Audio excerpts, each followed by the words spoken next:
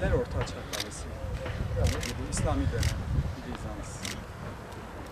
Yani o İskender şey. 20 yıllarda. Evet, bilmiyorum. Bu dere geliyor, buradan da Rabat Kalesi. Bu Rabat Kale diyor. İkisi hemen ileride birleşiyor. Aynen. Şunların altında 5 yapı atmanız daha var. Onu siz yaradan... Telefon üzerine sefer düzenlemesiyle 29 sene ikmenlerin hatta bu verir de Azerbaycan'a sürgün edilmiş. Şu an...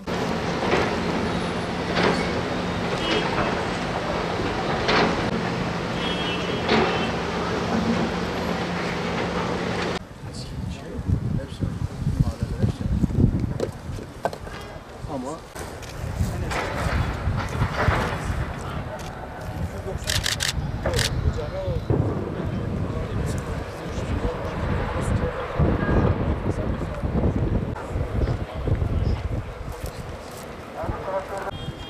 yarın kesin yapamam. Hatta burada akşam çalıştı acile gideyim. Direkt antibiyotik alayım.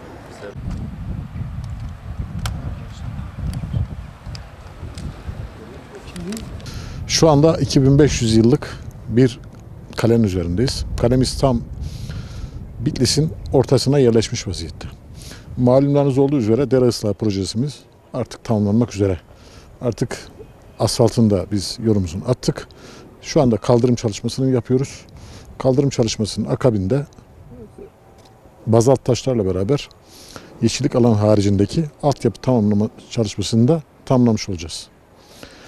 Bahar aylarla beraber de ağaçlandırmayı ve çimlendirmeyi de yaparak biz bölgedeki Millet Bahçesi projesini bitirmiş olacağız.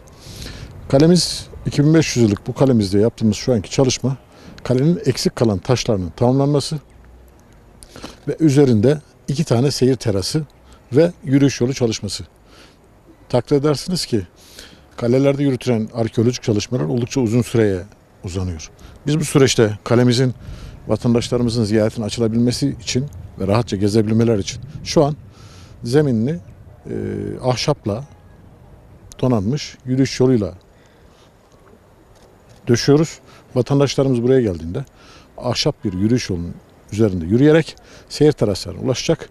Bitlis'in o yeni ıslah edilmiş deresinin üzerindeki muhteşem millet bahçemizi, tarihi 1500'lü yıllara uzanan 10 tane tarihi köprümüzü, yine 1500'lü yıllara uzanan hamamımızı, hanlarımızı, 700 yılların ortalarında yapılmış tarihi Ulu Camimizi de buradan izleme fırsatı bulacaklar.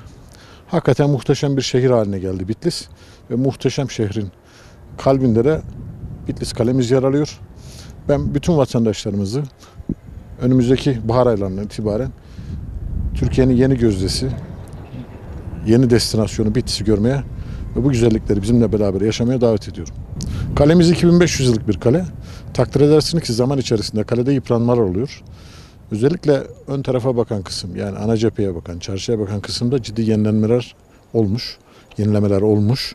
Ama arka taraflarda, yani kalenin arka mahallelere bakan kısmında tabiat şartları münasebetiyle zaman zaman göçmeler, eksilmeler olmuş. Şimdi biz elimizdeki röleve projelerle beraber eksik taşlarının tamamını yenileyerek burayı bütün bir kale haline getiriyoruz. Önümüzdeki yıl içerisinde bu restorasyonu biz kalede tamamlamış olacağız. Ama dediğim gibi yürüyüş yolu ve seyir teraslarını bu yıl sonuna kadar bitiriyoruz. Vatandaşlarımız bu yıl içerisinde kalemizi çok rahat bir şekilde gezme imkanına kavuşmuş olacaklar.